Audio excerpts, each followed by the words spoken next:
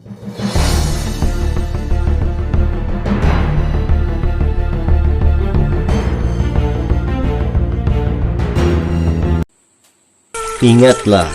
keberadaan kita hidup di dunia tidaklah sendirian.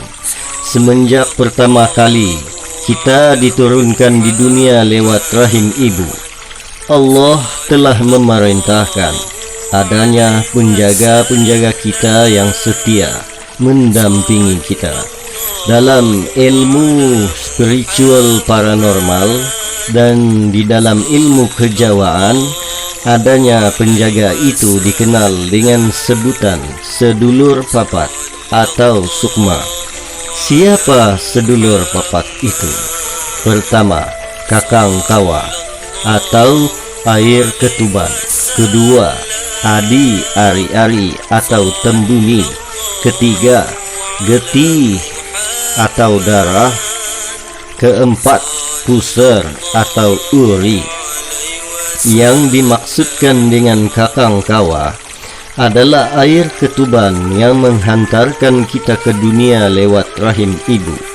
Seperti yang kita ketahui, sebelum bayi lahir, air ketuban akan keluar terlebih dahulu untuk membuka jalan bayi lahir ke dunia. Oleh kerana air ketuban keluar terlebih dahulu, maka ia disebut dengan kakang atau abang atau saudara yang lebih tua. Disebut dengan adi ari-ari kerana urutan kelahiran jabang bayi adalah air ketuban keluar dahulu, kemudian si jabang bayi, dan dilanjutkan dengan ari-ari. Oleh kerana ari-ari muncul setelah jabang bayi lahir, maka ia dinamakan adi atau adik ari-ari. Dimaksudkan oleh getih adalah darah. Dalam rahim ibu, selain bayi dilindungi oleh air ketuban, dia juga dilindungi oleh darah, dan darah tersebut mengalir di dalam tubuh jabang bayi dan akhirnya besar berwujud seperti kita ini. Istilah puser adalah tali pusat, yaitu menghubungkan jabang bayi dengan ibu. Dengan adanya tali pusar tersebut, apa yang dimakan oleh ibu, maka anaknya yang di dalam rahim itu ikut menikmati makanan tersebut dan disimpan di ari-ari. Pusar juga digunakan oleh bayi untuk bernapas ketika di alam rahim. Oleh kerana itu, hubungan antara anak dan ibu pastilah lebih erat kerana telah terjadinya kerjasama untuk meneruskan keturunan. Semua itu atas kudrat dan iradat Allah jua semata-mata. Ketika jabang bayi keluar dari rahim ibu, semua unsur-unsur ini akan ikut keluar dari rahim ibu. Semua unsur-unsur inilah ditakdirkan oleh Allah untuk mendampingi atau menjadi penjaga secara gaib setiap manusia di muka bumi kelak.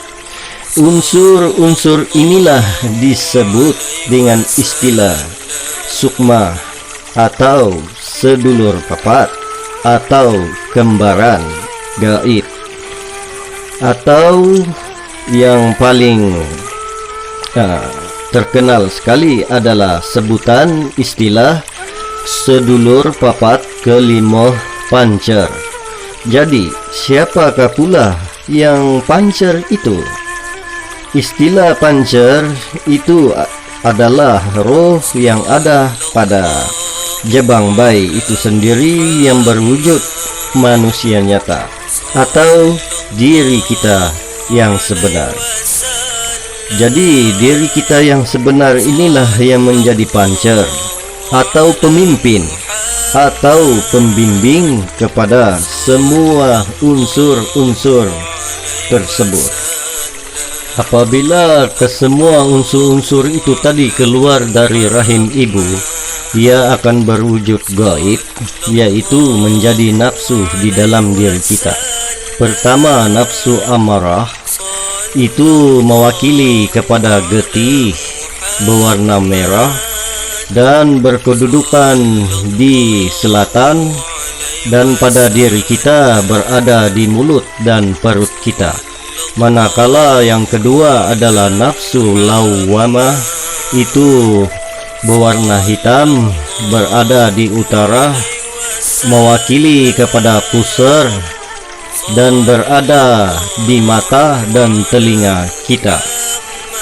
Yang ketiga, nafsu mulhamah, itu berwarna kuning, mewakili kepada adi ari-ari, berada di barat, dan pada diri kita berada di otak atau pemikiran kita.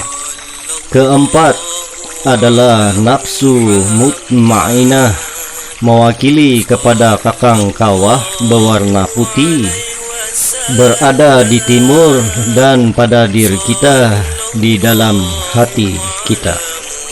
Jadi kesemua unsur-unsur ini yang menjadi pemimpinnya adalah roh kita sendiri. Roh kita itulah yang menjadi pancer atau pembimbing ke semua unsur-unsur tersebut. Semua ini atas izin dan kehendak Allah jua semata-mata. Bismillahirrahmanirrahim.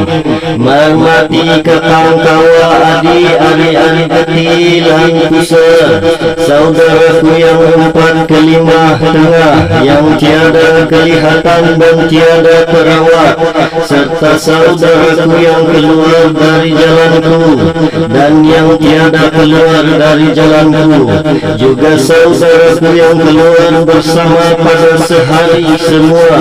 Ayahnya ada di depan, ibunda ada di belakang. Ayu dengan izin Allah bekerja bersama-sama denganku.